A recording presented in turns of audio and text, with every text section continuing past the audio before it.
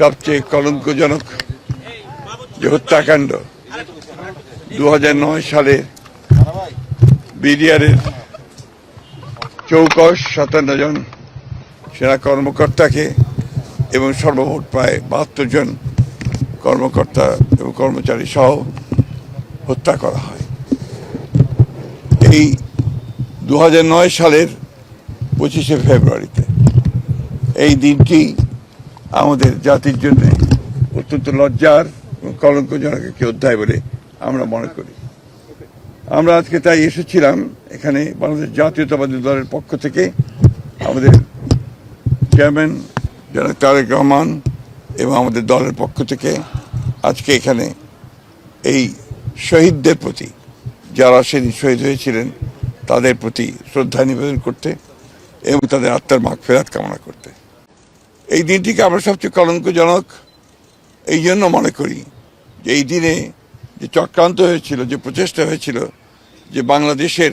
পুরো যে নিরাপত্তা ব্যবস্থা, সেই ব্যবস্থাকে ভেঙে দেওয়ার একটা গভীর চক্রান্ত হয়েছিল। 57 জন সেনা কর্মকর্তাকে হত্যা করে বাংলাদেশ সেনাবাহিনীর যে মনোবল এবং একই সঙ্গে বাংলাদেশের যে মনোবল সেটাকে ভেঙে দেওয়ার জন্য একটা গভীর চক্রান্ত হয়েছিল। আল্লাহর অশেষ রহমতে বাংলাদেশের জনগণ তাদের স্বাধীনতার সার্বভৌমত্বকে রক্ষা করবার জন্যে এবং একই সঙ্গে গণতন্ত্রকে রক্ষা করার জন্যে তারা ঘুরে দাঁড়িয়েছে এবং বিগত নির্বাচনের মধ্য দিয়ে আজকে বাংলাদেশ জাতীয়তাবাদী দল রাষ্ট্র পরিচালনার দায়িত্ব পেয়ে বাংলাদেশের স্বাধীনতার সার্বভৌমত্বকে সুসংহত করা এবং গণতন্ত্রকে প্রতিষ্ঠা করবার একটা বড় সুযোগ পেয়েছে। আমরা বিশ্বাস করি যে বাংলাদেশ জাতীয়তাবাদী দল অতীতের মতো একইভাবে তার যে মূল লক্ষ্য বাংলাদেশকে একটা গণতান্ত্রিক রাষ্ট্রে পরিণত করা এবং একই সঙ্গে স্বাধীনতা সার্বভৌমত্বকে পুরোপুরিভাবে সংহত করা এবং এই জঘন্য হত্যাকাণ্ডের একটা নিরপেক্ষ একটা তদন্ত করে